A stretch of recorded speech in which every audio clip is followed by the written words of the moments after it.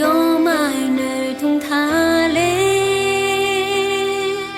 không nhớ nó thì nơ biết dễ phá lê không thành lo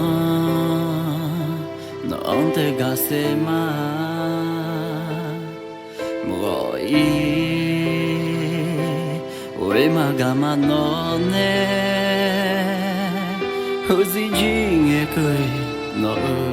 về chính ở chỗ mà nghe thao xa nhà đó thì rồi mà biết cho yên nhỉ thì có lối ăn từ nhà quê mang gang mà lá để ta lối mà biết lá nghe xa dần chỉ cứ lê thơ liêu khoe mà gọi ý mà chiều dễ ý là cha theo gì cho chỉ lệ mà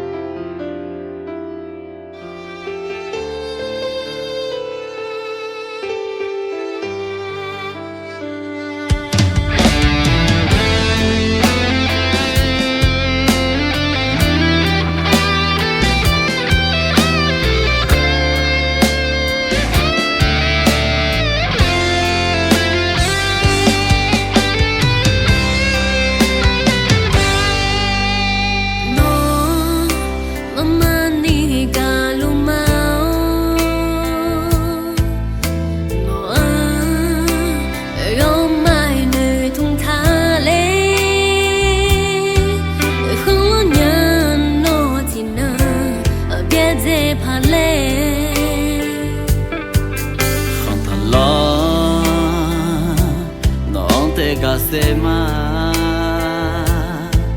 mùa ý ui mà gà mà nó nè hữu gì gì nghe cười nó bé chỉ ngã gió mà nghe thao xa nhà đó thì rồi mà biết cho yên đi thì có lối ai đi nhà quê mà gà